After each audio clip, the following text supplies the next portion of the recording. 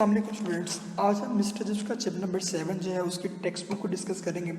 उससे पहले मैं पिछला चैप्टर जो है वो ब्रीफ सा ओवरव्यू कि हमने कहाँ पे ख़त्म किया था, क्या उसमें हमने पढ़ा था। हमने ये पढ़ा था कि कैथरीन ब्रुकफील्ड में आने के बाद बहुत मकबूल हो जाती है और वो चिप्स को भी चेंज करके रखते थे, इसकी पर्सनैलिटी, और चिप्स को भी हर इंसान जो है, हर बच्चा जो है वो लाइक करना, मोहब्बत करना जो है उसने शुरू कर दिया था। और मज़ीद हमने देखा कि कैथरीन जो है वो अमीर गरीब का फ़र्क को ख़त्म करती है। वो मिशन स्कूल और ब्रुकफील्ड का आपस में सोकर मैच किस तरह मुनक्कद करवाती है, ये हमने डिस्कस किया था। और लास्ट हमने पॉइंट ये डिस्कस किया था कि फर्स्ट वर्ल्ड वॉर का दौरानिया शुरू हो जाता है 1914 का। तो वो एक जो है फौजी चिप्स के पास आता है और वो बताता है चिप्स को कि मैं वो स्टूडेंट में से एक स्टूडेंट हूँ जो पहली दफ़ा मिशन स्कूल से मैच खेलने के लिए आया था। तो चिप्स उससे बातें करता है और उनकी बातों के दौरान जो है चिप्स उन्हें ये बताता है कि कैथरीन की डेथ हो चुकी है और लड़का जो है उस पर अफसोस का इजहार करता है। ये चंद बातें हमने पढ़ी थी। और चैप्टर नंबर 7 जो है इसके अंदर हमने मेन पढ़ना क्या है वो आपको स्लाइड में नज़र आ रहा होगा। तो मेन जो है इसमें चैप्टर नंबर 7 जो है उसके अंदर हमने पढ़ना है कि चिप्स जो है उसको कैथरीन की यादें बहुत सता रही हैं हर चैप्टर की तरह। मज़ीद हमने पढ़ना है कि वो कौन कौन सी यादें हैं और कैथरीन की हॉबीज़ क्या हैं, और कैथरीन जो है वो स्कूल की एक्टिविटीज़ में किस तरह पार्ट लेती है, और कैथरीन चिप्स को डिसिप्लिन इंप्रूव करने के लिए मज़ीद क्या नसीहतें करती है। और मिस्टर चिप्स जो है वो एक किताब लिखना चाहते थे अपनी मेमोरीज़ को महफूज करने के लिए। वो किताब क्या थी, और मज़ीद हमने इसमें करेक्टर्स पढ़ने हैं। 3 न्यू, ओगिलवी है, डंस्टर रस्टिंग, ये कौन है, ये हमने इस चैप्टर के अंदर मेन पढ़ना है। तो हम टेक्स्ट बुक स्टार्ट करते हैं। पेज नंबर मेरे पास 16 है, तो मैं स्टार्ट करूँगा। साथ में सिनोनिम जो है वो भी मैंने मेंशन की है स्लाइड पे, तो मैं टेक्स्ट बुक में साथ साथ बोलूँगा। अगर आपको स्पेलिंग का प्रॉब्लम बनेगा तो पीछे स्लाइड में देख भी सकते हैं। ये वो सिनोनिम जो पेपरों में बार बार आए हैं। तो इस चैप्टर को मैंने 2 हिस्सों में डिवाइड किया हुआ है। तो पहले पार्ट में जितना हमने पढ़ना है उतने सिनोनिम मैंने यहाँ पे मेंशन किए हुए हैं। It's to the warm and vivid patch in his life. Vivid का मतलब क्लियर। ये इस तरह मिस्टर चिप्स का जो कैथरीन के साथ गुजारा हुआ वक्त था, मिस्टर चिप्स वो वक्त जो है मिस्टर चिप्स की ज़िंदगी का एक वाज़ेह हिस्सा बन गया कि आज भी उनको वक्त याद है उसकी मौत के कई सालों बाद।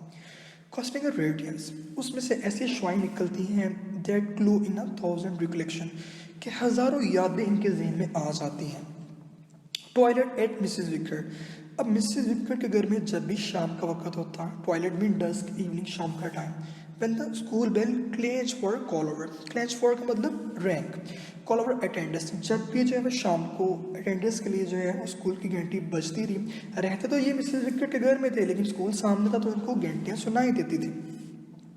brought them back to him in a cloud। तो जो यादें हैं बादल की शक्ल वाली, वो हज़ारों यादें इनके जहन में आ जाती। तो ये सवाल भी पेपर में आया हुआ है कि इनको कैथरीन की यादें कब जो है आती थी, शाम के वक्त आती थी ज़्यादा। अब याद क्या रहा वो डिस्कस करेंगे। Catherine scampering along the stone corridor, scampering mean running. इनको याद आ रहा है कैथरीन किस तरह यहाँ पे कॉरिडोर में भाग के यहाँ पे आया करती थी, भागा करती थी। Laughing beside in at some holler इन ऐसे ही बस मॉकिंग, हॉलर मीन मिस्टेक, कोई ब्लंडर मारना। उनको याद आ रहा है कि जब मैं ऐसे मजबूर बच्चों को चेक किया करता था तो कैथरीन उनमें जब मैं गलतियाँ निकालता था, कैथरीन किस तरह उन गलतियों पर बच्चों के ब्लंडर पे जो हंसा करती थी, उनको वो मुस्कुराहट कैथरीन की याद आ रही है। Taking the shallow part. अब इस वर्ड को सैलो नहीं पढ़ना है, चैलो पढ़ना है। जिस तरह हम कहते हैं ना उर्दू में बोलते हैं चलो, इसी तरह इसको चैलो कहना है। ये क्या होता है, आपको सामने जो है अगर आप पीछे बाद में स्लाइड में देखें आपको पिक्चर दिखाई दी होगी। 3 लोग जो है वो म्यूजिक बजा रहे होंगे। पहले मैं लाइन कंप्लीट कर लूँ फिर मैं बताता हूँ। In a moderate trio for the school concert. Trio का मतलब 3। मोडरेट जो है ये बेसिकली एक म्यूजिशियन था, ये एक ऑस्ट्रेलियन का रहने वाला था, ऑस्ट्रेलिया का रहने वाला था। इसने बताया था कि 3 बंदे इस तरह म्यूजिक बजा सकते हैं, तो उस म्यूजिक का नाम ही बाद में मोडरेट ट्रियो रख दिया गया। आप स्लाइड में पीछे देख भी सकते हैं। तो वो 3 जो है वो चीज़ों का कॉम्बिनेशन होता है। सर आप साइड में देखें तो 2 बंदे जो हैं लेफ्ट साइड पे वो वायलिन बजा रहे हैं, और जो राइट साइड पे लड़की है उसको बोलते हैं चेलो। वायलिन और चेलो में ये डिफरेंस होता है। तो अब 3 बंदों ने जब म्यूजिक में हिस्सा लेना तो कैथरीन उसमें क्या बजाया करती थी, चेलो बजाया करती थी, उसमें पार्ट जो हिस्सा लिया करती थी, उसको वो याद आ रहा है। Her creamy arm sweeping over the brown sheen of instrument. अब शीन का मतलब चमक, जिसको याद रहा किस तरह कैथरीन के सफ़ेद बाजू, दूध की तरह सफ़ेद बाजू जो हैं उस इंस्ट्रूमेंट पे, उस गिटार पे, उस जो है वो चैलो पे जो है वो टच किया करते थे, इसको आज भी याद आ रहा है। She had been a good player and fine musician. अब कैथरीन जो है एक बहुत ही अच्छी मौसीकार थी, बहुत अच्छा साज बजा लेती थी। ये कैथरीन की हॉबीज थी। कैथरीन फर्ड एंड मॉफ फ्रॉम दिसंबर हाउस मैच। अब जब भी जो है वो दिसंबर में इनके जो है वो मैच होने स्कूल के अंदर, क्रिकेट के मैच ज़्यादा होते थे, तो कैथरीन जो है वो उसमें फर मोटा लिबास पहन के जाती थी और मफ दस्ताने जो है वो पहन के जाती थी। Catherine at the garden party that follow speech day prize giving. और इसके बाद हमें बताया जाता है कैथरीन जो है स्कूल में मैच के बाद जो है वो प्राइज़ गिविंग जो है वो उसका फंक्शन भी होता था, कैथरीन उसमें भी जाती थी। और उसके बाद जो है वो पार्टी का इनकाद होता था, बाद में पार्टी के अंदर भी जाया करती थी। Catherine tendering her advice in any little problem, यहाँ पे टेंडर का मतलब है गिव देना। दैट अराउज, हर छोटे छोटे मसले में कैथरीन जो है वो चिप्स को नसीहत किया करती थी। Good advice to which he did not always take but which always influence him. अब जो है नसीहतें अच्छी होती थी, चिप्स हर नसीहत को मानता तो नहीं होता था, लेकिन चिप्स पर हर नसीहत का असर लाजमी होता था। तो इसमें हमने मेन चीज़ यही पढ़ी कि कैथरीन की हॉबीज़ क्या थी, कि हॉबीज़ के अलावा हमने ये पढ़ा कि कैथरीन जो है वो हर तरह के फंक्शन में हिस्सा लिया करती थी, उसमें जो है वो तैयारियाँ खुद किया करती थी, इस तरह वो चिप्स की हेल्प किया करती थी। नेक्स्ट, अब इनके dialogues. Chips dead I will let them move if I were you, after all it's nothing very serious. अब यहाँ पे हमें बताया जा रहा है उसको डिसिप्लिन बेहतर करने के लिए क्या नसीहत कर रही है, कि जब कभी कोई बच्चा शरारत करता तो चिप्स जो है उसको पनिश करने के लिए सोच, तो कैथरीन बोलती कि इफ़ आई वर यू, अगर मैं तुम्हारी जगह होती मिस्टर चिप्स तो मैं इसको छोड़ देती हूँ, कि ये बहुत संगीन मामला तो है नहीं है। I know I would let them, I would like to let them off, but if I do, I am afraid they will do it again. Chips आगे से कहता कि मुझे पता है, मैं जानता हूँ कि अगर मैंने इनको छोड़ दिया, मुझे ये लगता है तो ये बच्चा दोबारा से मिस्टेक करेगा, इसलिए मैं इसको छोड़ना नहीं चाहता, यहाँ पे इसको दबाऊंगा। कैथरीन कहती है try telling them that frankly and give them chance. Catherine कहती है इससे ज़रा दोस्ताना की बात तो करो ना, फ्रैंकली फ्रेंडली बात तो करो, उसे मौका दो एक। चिप्स कहते हैं आई माइट, शायद मैं ऐसा करूँ। There were other things occasionally that were serious. अब एक पीछे से मैं पीछे पढ़ी कैथरीन किस तरह उसको नसीहत करती थी। अब नेक्स्ट है कि समटाइम कुछ ऐसे वाक़यात भी होते जो संगीन होते, तो कैथरीन फिर चिप्स को क्या बोलती, चिप्स को बोलती you know Chips having all these hundreds boys coop up here is really unnatural arrangement. Coop up होता है कन्फाइन, महदूद कर देना। कहती है जो सैकड़ों बच्चों को, कई बच्चों को हमने ब्रुकफील्ड में जो है बंद करके रखा हुआ है, जेल की तरह हमने स्कूल बनाया है, मतलब सुबह से लेकर शाम तक बेचारे पढ़ाई कर रहे हैं, बाहर जा नहीं सकते। तो कैथरीन कहती है ये एक गैर फितरती जो है वो तरतीब अमल ये गलत करें बच्चों के साथ। When you come to think about it, अगर आप इसके बारे में सोचें, अगर आप बच्चों के जहन से सोचें तो कुछ ना कुछ आपको समझ लगेगी। So that when anything does occur that want to do, don't you think it's bit unfair to come down on? Come down on का मतलब है मलामत करना, रेप्रीमेंट करना, उनको डांटना। कैथरीन कहते हैं कि बच्चों को यहाँ पे बंद करना गलत है, अगर कुछ यहाँ पे गलत कर भी देते हैं बच्चे, क्योंकि बच्चों ने तो कुछ ना कुछ फिर जाहिर सी बात है करना ही है।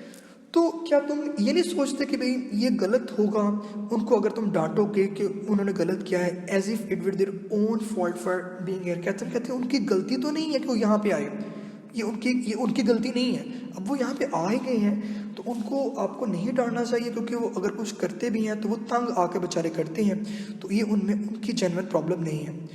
आगे से चिप्स बोलता डोंट नो अबाउट दैट कैथी। अब चिप्स प्यार से कैथरीन को कैथी कहता था। But I do know that for everybody's sake we have to pretty strict about this sort of thing. अब चिप्स आगे से कहता कि मुझे नहीं इस चीज़ का पता कि हम जो है वो सख्ती करें कि नहीं करें। वो कहता है कि लेकिन हमें स्कूल का माहौल अच्छा करने के लिए सख्ती करनी पड़ेगी। One black sheep can contaminate others. Contaminate का मतलब स्पॉइल, तबाह करना। वो कहता है एक गंदी मछली सारे तालाब को गंदा कर देती है, मतलब कि अगर आज ये जो है वो गंदी बुरे काम करेगा तो दूसरे भी देख के बुरा काम करेंगे, इसलिए मैं इसको नहीं छोड़ूंगा।